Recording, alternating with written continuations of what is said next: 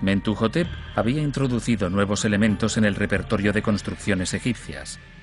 Después, no hubo más novedades. Tras Mentuhotep, el resto de los faraones del Imperio Medio volvieron a la construcción de estructuras piramidales.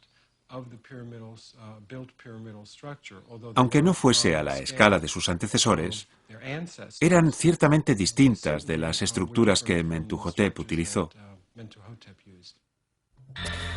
Con un revestimiento de fina piedra caliza de Tura, una pirámide del Imperio Medio recordaba el aspecto de sus predecesoras. Sin embargo, no poseía su solidez. Su núcleo central no era más que un montón de adobes. Aunque el barro es más barato y fácil de manejar que la piedra, es una mala apuesta para que perdure toda la eternidad. Un claro ejemplo de ello es la llamada Pirámide Negra de Amenemes III en Dashur. Cuando su revestimiento de piedra caliza fue robado, la pirámide quedó indefensa. La gente iba a la Pirámide Negra y extraía una pequeña sección, volvía con ella y la esparcía por sus campos. A lo largo de miles de años, la pirámide ha ido deshaciéndose y desgastándose. Esta masa informe de ladrillos negros de barro fue, una vez, una reluciente pirámide blanca, igual que todas las demás. Al final, los faraones del Imperio Medio dejaron pocos monumentos importantes. Quizás el uso del adobe era solo un síntoma de problemas más profundos, unos recursos mermados y una incapacidad para dirigir a sus súbditos. Una tribu conocida como los Hyksos percibió la debilidad de Egipto y penetró por el este. Los nubios penetraron desde el sur. Hacia el año 1640 a.C., Egipto estaba bajo el dominio de invasores extranjeros.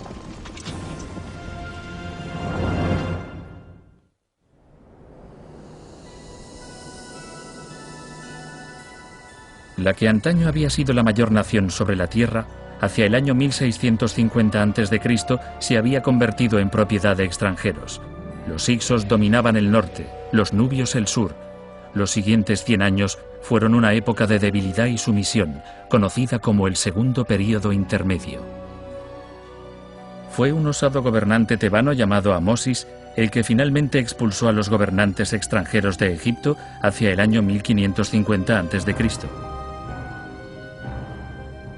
Pero Amosis no se detuvo en las fronteras de Egipto. Marchó con sus tropas sobre los reinos vecinos y los puso bajo su dominio.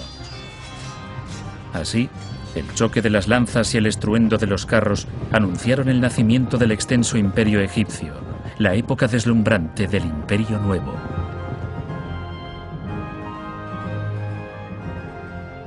Ahora, con el control de su propio destino, esta nueva dinastía de faraones, la 18ª dinastía, modificó las tumbas de sus predecesores. Casi todas habían sido saqueadas y sus momias profanadas. Como tumba real, la pirámide estaba acabada. Sin embargo, la cripta funeraria y la capilla mortuoria, los dos elementos esenciales desde la época de las mastabas, continuarían en el Imperio Nuevo.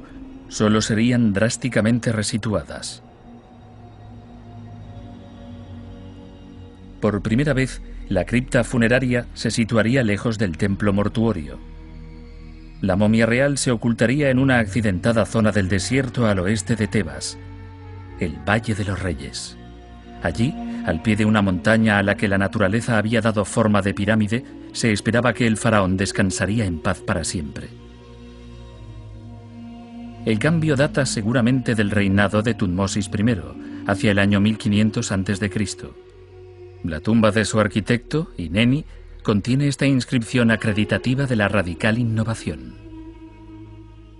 Yo construí la tumba en las montañas. Nadie me vio, nadie me oyó. La escondí. Y a partir de este momento, en el Imperio Nuevo, las tumbas estuvieron en el Valle de los Reyes. El Valle de los Reyes puede contener aún algunos secretos, pero ya han sido descubiertas más de 50 tumbas aquí. Estas tumbas fueron excavadas directamente en la piedra caliza y muestran una gran variedad en su disposición de corredores, escaleras, columnas y Salas. El sarcófago conteniendo el cuerpo momificado del faraón se colocaba en la cámara más profunda de la tumba. Está normalmente en la parte más al oeste de la tumba, la dirección que, en la mentalidad del antiguo Egipto, más se asociaba a la muerte. El resto de la tumba es una avenida, un pasillo, casi un canal de nacimiento, si quiere, para que el espíritu salga cuando renazca por la mañana. Todavía quedan unos pocos planos arquitectónicos de estas tumbas.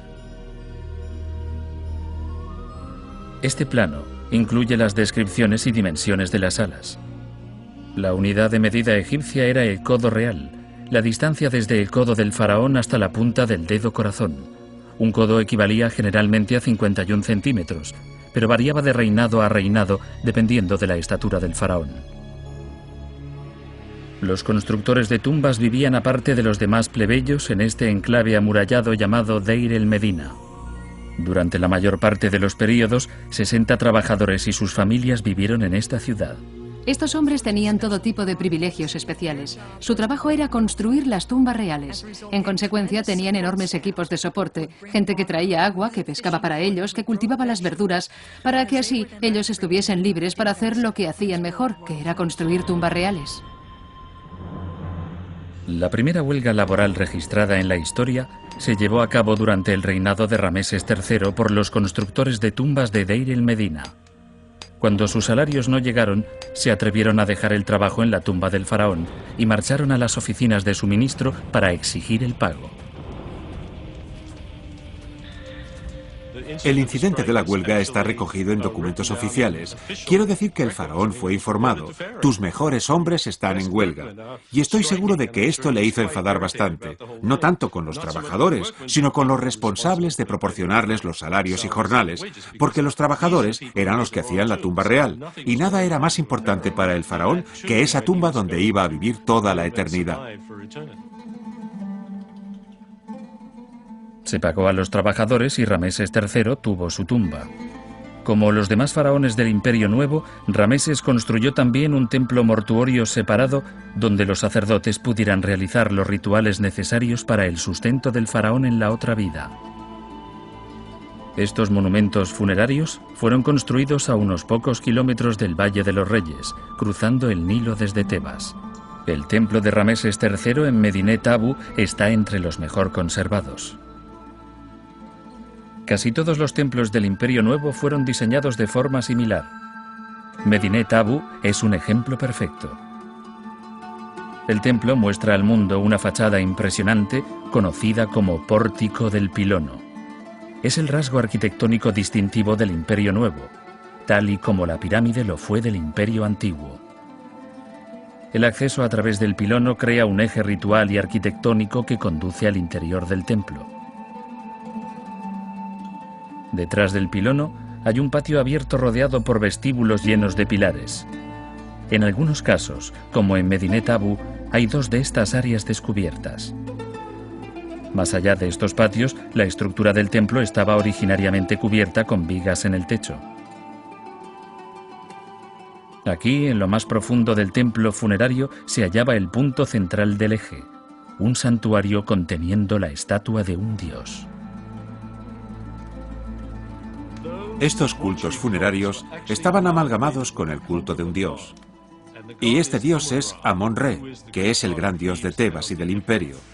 Así que estos templos se construían en realidad en honor de una forma de Amon-Re, con quien el rey muerto es identificado. Y así es como el rey muerto asegura su regeneración. Además del tiempo y la distancia, otro elemento separa los templos de la antigua Tebas de los templos existentes hoy en el mundo. Cuando uno piensa en una iglesia moderna, o en una mezquita o sinagoga, piensa en un lugar donde la gente va a orar. Pero un templo del antiguo Egipto es algo distinto. Es la morada del Dios. La parte más externa del templo, con su fachada de pilonos y su patio, sí es accesible al público, lo es solo en un número limitado de días.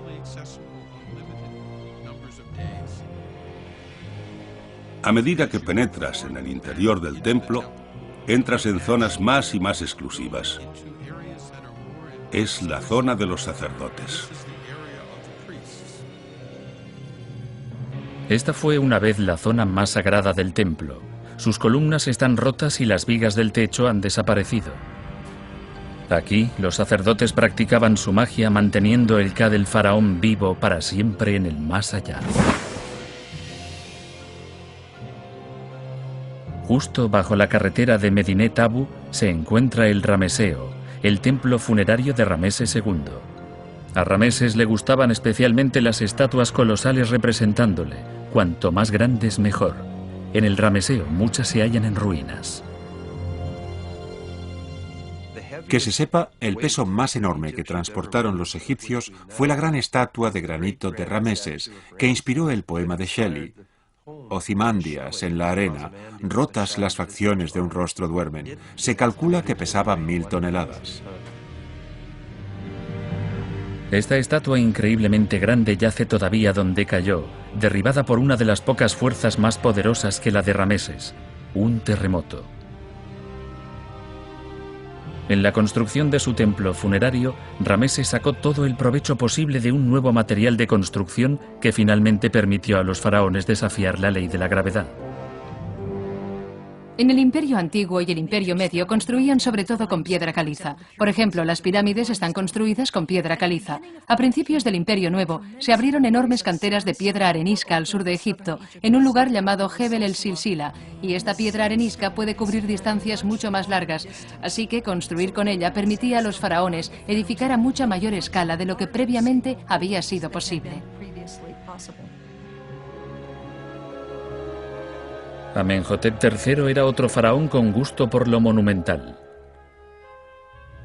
El templo mortuorio de Amenhotep III en la orilla oeste es el templo funerario más grande construido en esa zona. Cubre una extensión enorme. De hecho, los límites exteriores del templo aún no han sido descubiertos. Sin embargo, la mayor parte de esta edificación era de adobe. Todo lo que queda son las colosales estatuas de Amenhotep III que una vez contemplaron a todo aquel que se aproximaba al templo.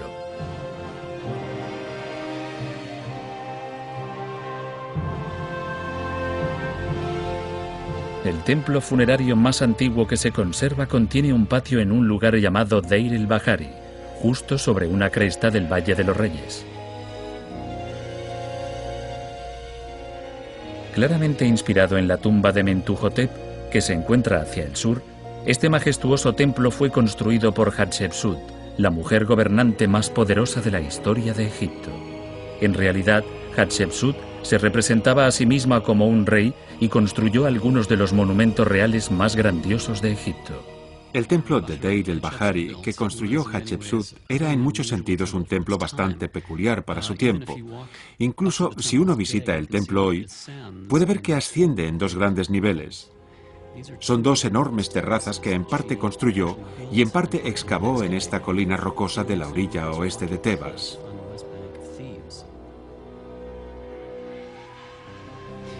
Cada terraza tiene en su fachada un elaborado pórtico. En el centro hay una rampa que permite el acceso de una terraza a otra.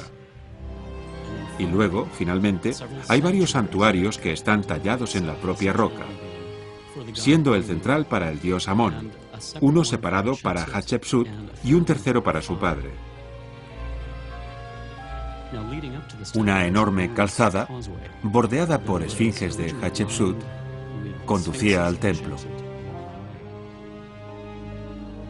Algunas de las herramientas que se utilizaron para hacer estas esfinges de granito se encuentran en la colección arqueológica de la Universidad Johns Hopkins en Maryland.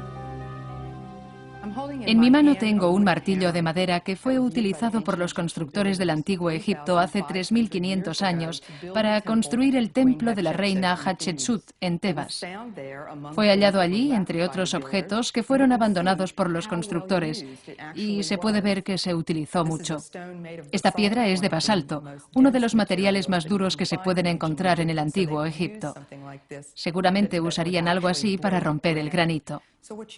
Así que lo que vemos aquí son herramientas muy utilizadas por los constructores del antiguo Egipto.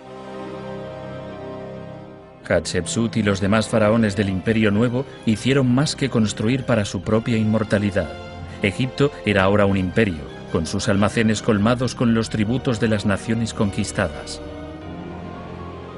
Los faraones egipcios se sentían deudores de Amón-Re por sus victorias y le mostraron su gratitud construyéndole el mayor templo que el mundo haya visto jamás.